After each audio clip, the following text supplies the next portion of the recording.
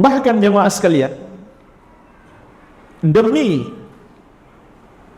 menghindarkan dari kemudaratan dan agar tercapai maslahat yang lebih besar, kita boleh membiarkan satu kemungkaran. Apabila kita merubah kemungkaran itu, akan muncul mudarat yang lebih besar. Bahkan haram hukumnya kita merubah kemungkaran itu.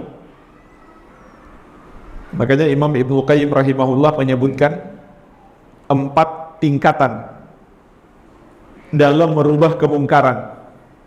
Yang pertama, kemungkarannya hilang sama sekali, maka dianjurkan kita merubahnya. Yang kedua, kemungkarannya berkurang tapi enggak hilang, maka masih dianjurkan kita merubahnya. Yang ketiga, kemungkarannya hilang tapi berganti kemungkaran yang semisal. Kata Imam Ibnu Qayyim rahimahullah, kita boleh berijtihad. Kata Syekh Ibnu Utsaimin, tetap lebih afdal merubah kemungkaran. Kenapa? Karena kalau manusia terbiasa berpindah dari satu kemungkaran ke kemungkaran yang lain, memungkinkan baginya untuk pindah dari kemungkaran kepada kema'rufan. Sekarang yang keempat, kemungkarannya hilang tapi muncul kemungkaran yang lebih besar. Haram hukumnya kita merubah kemungkaran itu. Haram hukumnya, kita malah berdosa apabila kemungkarannya hilang tapi memunculkan kemungkaran yang lebih besar.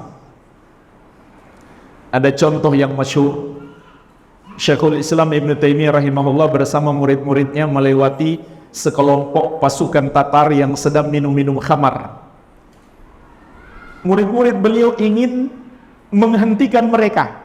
Kata Syekhul Islam, biarkan saja, jangan dihentikan. Kenapa? Karena mereka kalau nggak teler, mereka bunuh orang. Itu lebih mudarat. Ada juga kisah Syekh Ibnu Sa'di rahimahullah. Ada seorang mau naik motor, rokoknya jatuh, kemudian diambil oleh Syekh, dikasih. Setelah orang itu pergi, Syekh ditanya, kenapa Syekh? Itu kan mungkar, itu haram. Kata Syekh, kalau saya nggak ambil dan saya kasih, nanti dia beli lagi. Mudaratnya lebih besar kan? Uangnya keluar untuk membelanjakan yang haram. Itu kalau nggak ada kesempatan untuk menasehati. Masalahnya orang itu sudah mau pergi, rokoknya jatuh, nggak ada kesempatan menasehati. Syekh ambil kemudian kasih, ini rokok kamu jatuh.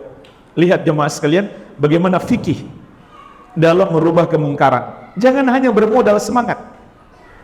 Dan Rasulullah SAW telah memberikan contoh. Jadi bangunan Ka'bah ketika dibangun oleh orang-orang Quraisy, setelah terjadinya banjir, bangunannya tidak sama lagi seperti yang dibangun oleh Nabi Ibrahim alaihissalam.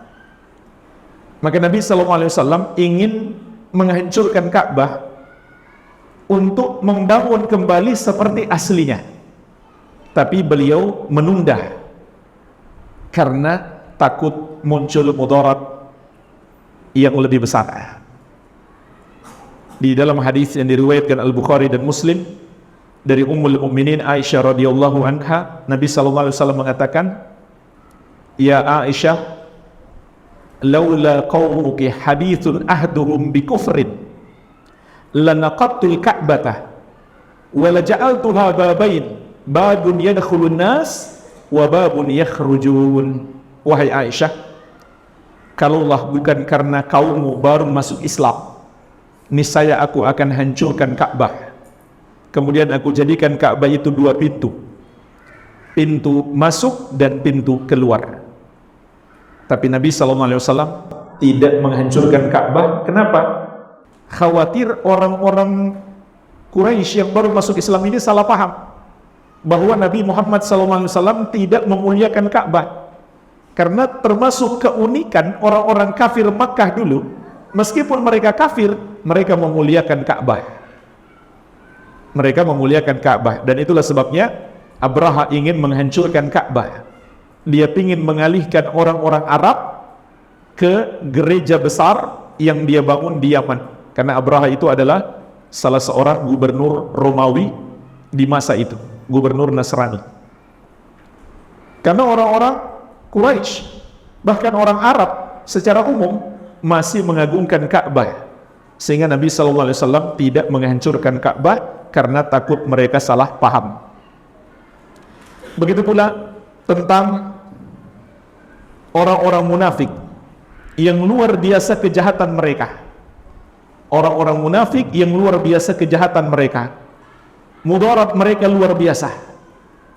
Dan tidaklah ada orang-orang munafik kecuali karena kaum muslimin sudah kuat, sehingga kaum muslimin mampu untuk menghukum mereka. Maka banyak sudah para sahabat yang minta izin untuk menghukum mati orang-orang munafik yang pantas diberi hukuman mati. Sampai Abdullah bin Ubay bin Salul, putranya sendiri, minta izin kepada Nabi SAW untuk mengeksekusi ayahnya.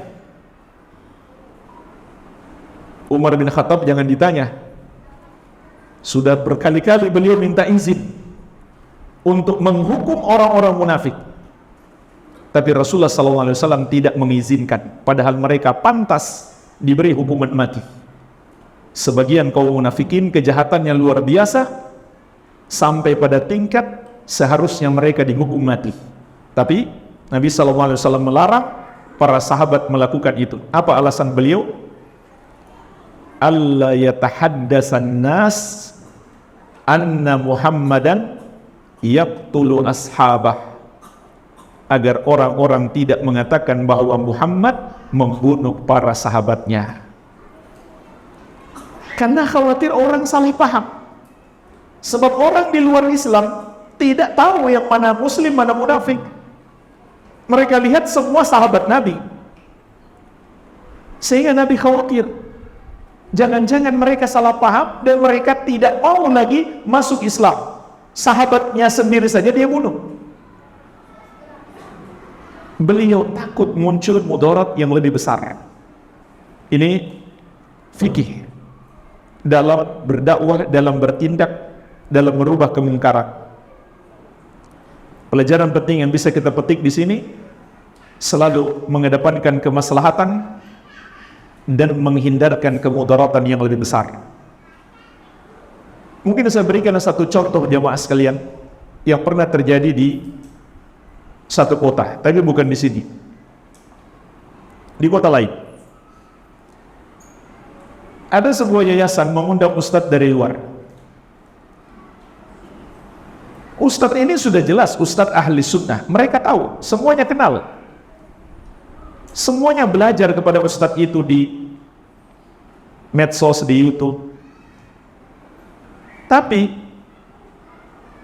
karena yayasan ini berselisih, ada dua yayasan di kota ini berselisih, yang satu nggak mau mendukung, padahal yang diundang adalah ustadz ahli sunnah. Ini yang tidak berpikir maslahat, hanya karena permasalahan di antara mereka tidak mau mendukung dakwah. Mereka luputkan maslahat yang besar. Datangnya seorang ustadz dari jauh untuk berdakwah, mereka tidak ikut mendukung, bahkan sampai tidak mau hadir. Kesempatan emas menuntut ilmu, mereka luputkan sebuah kemaslahatan besar. Mungkin ada mudarat, mungkin ada oknum-oknum yayasan yang mengundang yang bermasalah, tapi mudarat itu dibandingkan kemaslahatan yang begitu besar. Dalam Islam, dalam syariat, kemudaratan yang kecil boleh kita tempuh demi mendapatkan kemaslahatan yang besar, agar terhindar dari kemudaratan yang besar. Jadi jemaah sekalian, ini contoh penerapan kaidah. Kalau ada permasalahan-permasalahan kecil, jangan kita besar-besarkan sampai hilang kemaslahatan yang besar atau muncul kemudaratan yang lebih besar. Ini hati-hati. Perlunya saling mendukung di dalam dakwah. Karena tersebarnya tauhid itu sebuah kemaslahatan besar. Hilangnya kesyirikan itu sebuah kemaslahatan besar. Jangan sampai hanya karena permasalahan-permasalahan kecil menghalangi tersebarnya tauhid, menghalangi kita menuntut ilmu, menghalangi kita mengajak orang untuk hadir di majelis ilmu. Maka itu berarti memunculkan mudarat yang lebih besar. Jadi ini penting dalam Islam, kita bertindak selalu memperhatikan sejauh mana maslahat dan mudaratnya. Bahkan jemaah sekalian, Anda yang mengundang seorang ustadz ahli sunnah sekalipun adalah orang-orang yang menyimpang. Kalau kita lihat dengan tetap mendukung dakwah yang diserukan atau kajian yang diadakan, itu akan lebih menyemarakkan dakwah sunnah. Tidak ada masalah. Tidak ada masalah. Apalagi kalau yang mengundangnya masih sesama ahli sunnah. Jadi pertimbangkan maslahat dan mudaratnya. Maslahat tersebarnya dakwah tauhid itu jauh lebih besar. Maslahat dakwah kepada kesyirikan itu kita bantah, kita perkecil, itu maslahatnya sangat besar. Maka semua mudarat-mudarat yang lebih kecil daripada itu seharusnya kita bisa tempuh demi kemaslahatan yang lebih besar. Baik, yang penting kita paham kaidahnya, selalu memperhatikan kemaslahatan yang lebih besar.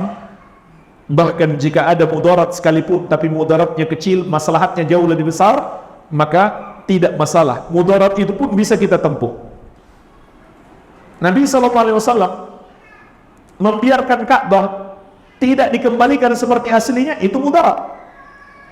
Tapi kalau beliau hancurkan Ka'bah, mudaratnya lebih besar. Beliau membiarkan orang-orang munafik tidak menghukum mati mereka, itu mudarat. Tapi ketika beliau menghukum mati mereka, mudarat akan lebih besar. Maka menempuh mudarat yang ringan untuk menolak mudarat yang lebih besar, itu disyariatkan dalam agama.